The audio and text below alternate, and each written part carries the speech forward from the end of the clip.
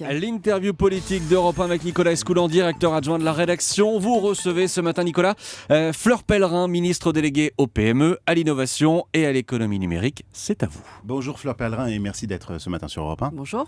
D'abord un mot sur la polémique Dieudonné. On ne va pas revenir sur le fond qui a été abondamment commenté. Mais la ministre de l'économie numérique que vous êtes ne s'inquiète-t-elle pas des réactions de haine, parfois très violentes et très nombreuses sur les réseaux sociaux ?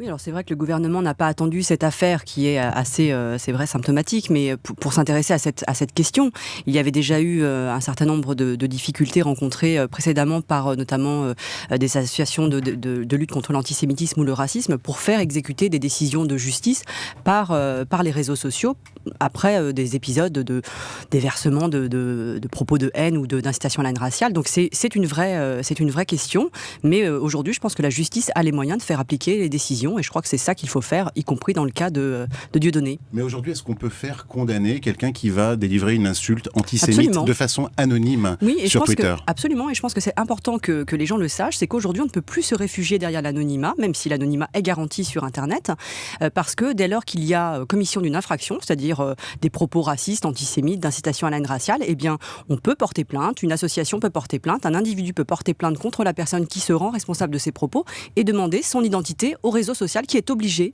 de le donner. Et ça a débouché sur des condamnations jusqu'à présent ? Absolument, la justice aujourd'hui a les moyens techniques de faire exécuter ces décisions de justice. Fleur Pellerin, à 20h ce soir, François Hollande présente ses vœux aux Français sans pouvoir annoncer la version réelle de la courbe du chômage.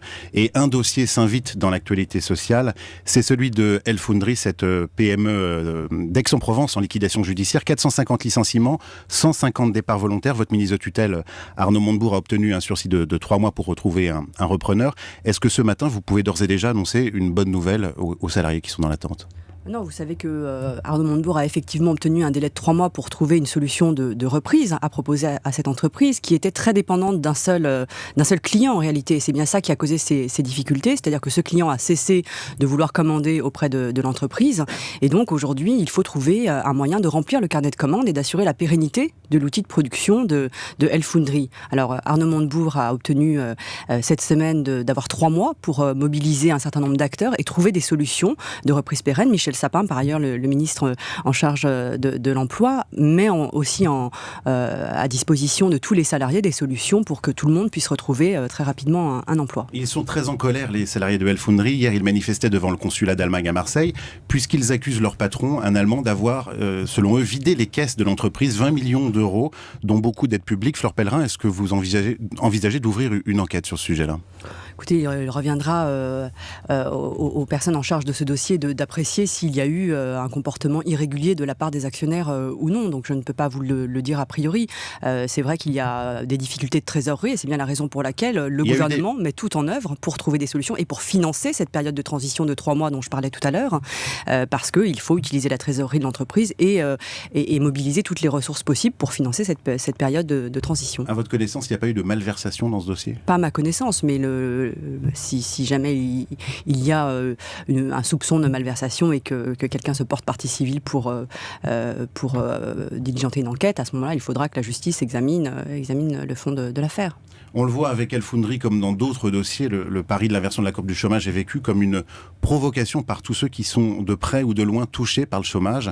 François Hollande doit-il, dans ses vœux ce soir, réitérer son engagement ?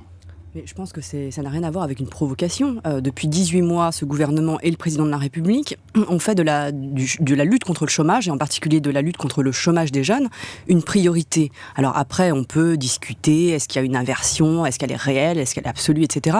Moi, ce que je constate, c'est que depuis le début de l'année, on avait une progression du chômage qui était d'abord au premier trimestre de 30 000 personnes supplémentaires par mois, en moyenne, puis de 18 000, puis d'une dizaine de milliers, et maintenant, on est plutôt dans une trajectoire qui baisse. Quand vous êtes à 130 à l'heure sur l'autoroute et que vous voulez passer en marche arrière, il faut d'abord décélérer. Pour le chômage, c'est exactement la même chose. Il faut d'abord passer par des périodes où la hausse ralenti. Et puis après, lorsqu'on pourra utiliser tous les instruments que nous avons mis en place depuis 18 mois, quand le crédit impôt compétitivité emploi va commencer à produire ses effets, quand les dispositifs mis en place par Michel Sapin vont aussi produire leurs effets à plein, eh bien nous verrons se confirmer cette baisse du chômage. Le président de la République l'a dit, elle est aujourd'hui insuffisante.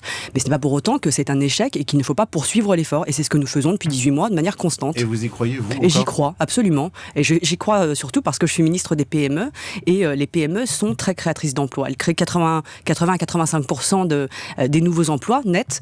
C'est une étude de l'Union européenne entre 2002 et 2010. Donc, notamment dans les nouvelles technologies, il y a beaucoup de création d'emplois. Et moi, je vois tous les jours des exemples d'entreprises qui ont de beaux taux de croissance et qui ont des perspectives d'embauche. Fleur Pellerin, le dossier qui a marqué le mois de décembre et qui est entre vos mains, c'est celui de la 4G pour le téléphone mobile, avec une surenchère entre les opérateurs. C'est une technologie d'avenir, mais au final, n'est-ce pas surtout une guerre marketing, commerciale, pour vendre toujours plus d'abonnements et toujours plus de téléphones ? Non, je crois que la 4G est une vraie belle technologie. Je ne sais pas si vous avez eu l'occasion de la tester, mais c'est vraiment une technologie qui vous permet, lorsque vous êtes un gros consommateur de données, donc de vidéos, de musique, de télécharger beaucoup plus rapidement tous ces flux, et ça vous donne un confort d'utilisation qui est bien meilleur. Alors c'est vrai qu'il y a un peu de concurrence, mais c'est un marché à quatre acteurs, 4 opérateurs, donc c'est bien légitime. Et puis on sait en général que la période de Noël est une période assez faste pour l'acquisition de nouveaux clients ou pour les nouveaux abonnements. C'est marketing, ça ? Bien sûr qu'il y a un peu de marketing, mais c'est pas du marketing qui ne reflète pas une réalité. Cette nouvelle technologie est vraiment une bonne technologie qui apporte une différence dans l'expérience de l'utilisateur. Donc je pense que oui, bien sûr, il y a un peu de marketing, mais c'est une vraie belle technologie. On assiste à une incroyable guerre des tarifs avec ces jours-ci des abonnements à moins de 15 € par mois pour la 4G, contre 20 il y a encore quelques semaines, avec des offres qui proposaient seulement, entre guillemets, la 3G. Comprenez-vous les consommateurs qui ont le sentiment d'être pris pour des pigeons dans cette affaire ? Je pense qu'ils ne sont pas pris pour des pigeons, mais c'est pour ça qu'il faut... Ils ont le sentiment, et ils le disent. Il faut, et je m'en suis préoccupée avec Benoît Hamon dès que les offres 4G ont été lancées.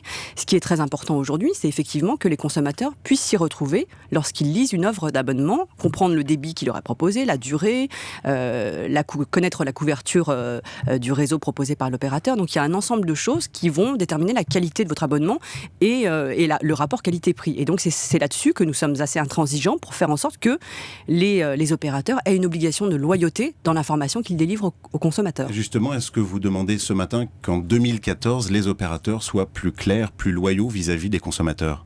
Nous avons déjà commencé à le faire avec Benoît Hamon sur l'Internet fixe, par exemple. Nous demandons aux opérateurs de donner, par exemple, c'est juste un exemple, de donner les vrais débits, non pas ceux qui sont constatés en laboratoire, qui aujourd'hui figurent dans les publicités que vous avez dans vos boîtes aux lettres, mais qu'on vous dise vraiment le débit que vous aurez chez vous, parce que vous êtes bien avancé de savoir qu'en laboratoire, le débit proposé est de 100 gigas, etc. Donc il faut donner la bonne information pertinente aux consommateurs, et c'est ça que nous allons demander aux opérateurs de faire. Ce matin, vous allez visiter un centre SFR à quelques heures du boom des SMS de bonne année.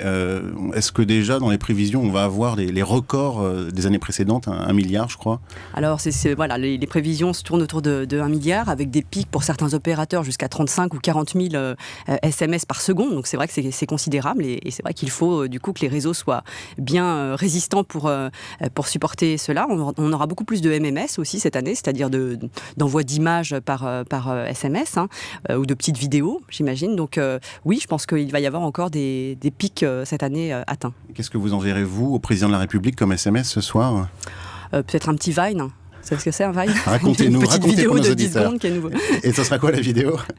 Ou une vidéo, je sais pas, je vais réfléchir dans la journée. Vous lui souhaitez bonne chance pour 2014 ?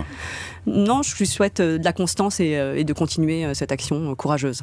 Dernière question, Fleur Pellerin, vous êtes, je crois, la seule ministre du gouvernement à ne pas être élue et à ne l'avoir jamais été. Est-ce que le temps n'est pas venu pour vous de vous engager sur le terrain face aux électeurs ?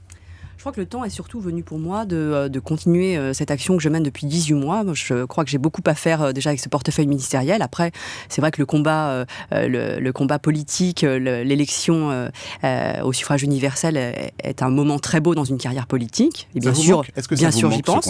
Bien sûr que c'est important. Ça ne me manque pas encore dans l'exercice de mes fonctions. Je pense que il n'est pas indispensable pour être un bon ministre d'être élu, mais je crois que ça fait partie d'une carrière politique Oui, c'est quelque chose que j'ai dans la tête. Merci Fleur Pellerin. Merci Fleur Pellerin, merci Nicolas. Nicolas, votre invité demain ? Florian Philippot, Front National, il viendra répondre aux vœux de François Hollande demain. Le vice-président du Front National, merci à vous. Nicolas. Europe 1, il est 8h27. Dans un instant, le journal de David Delos.